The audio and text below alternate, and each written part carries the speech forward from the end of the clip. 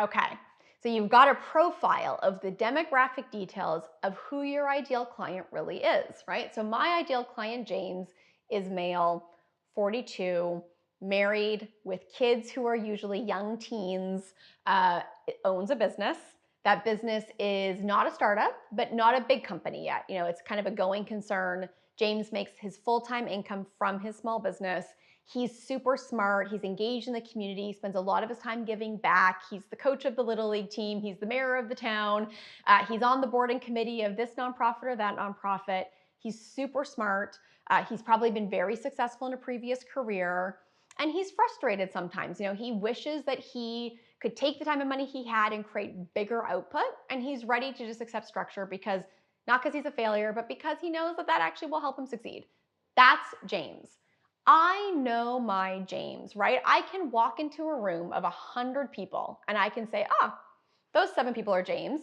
Those 93 are not James. And that helps me manage my time, my energy, and my money.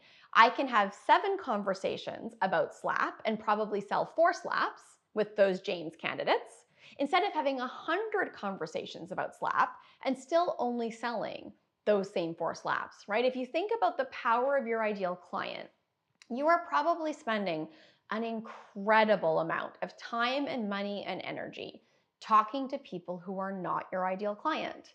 And then you're wondering why none of them are buying what you do.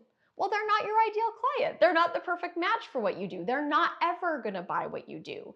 But you're spending tons of time and money on leads essentially that are never going to go anywhere. So if we use the example that I just gave, right?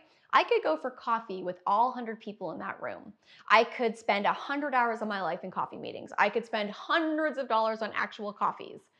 If only 7 of them are James, I could talk till I'm blue in the face. I could be the best salesperson ever. I'm still not going to sell the people that aren't James a slap because it's not going to help them. It's no use to them. They're not right for me. I'm not right for them.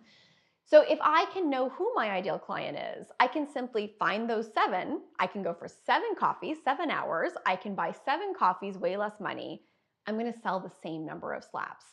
That's the power of your ideal client. You will spend infinitely less time, infinitely less money. Your conversion rate will go up dramatically, and you will have the same amount of business, but hopefully much more. That's the power of your ideal client. So to make this really simple, to make this really come home, your last job in this step is to actually name your ideal client. You've heard me refer to my ideal client as James.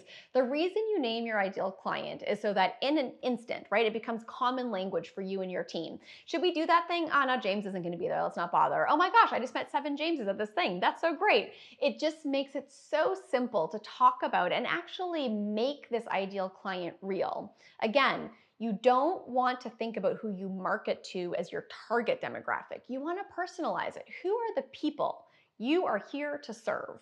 So put a name on it. A couple quick things. Don't name it after someone you know. Try to pick a name that doesn't represent someone you know, because that'll get your brain into a bit of a weird hijack. And pick a name that think represents that demographic profile that you've got in front of you. I'll just tell you one really quick final story on this. I was in a big bookstore in New York City teaching SLAP to a group of about 300 small businesses. And I was literally on this section. I was teaching how to define your ideal client. I was explaining who James is. And all of a sudden, in this really kind of big room, the back door opened and it was just really loud for some reason. So everyone looked back and this kind of good-looking mid-40s guy in a suit walked in. And one of the women in the crowd gasped. She's like, it's James. And everyone laughed.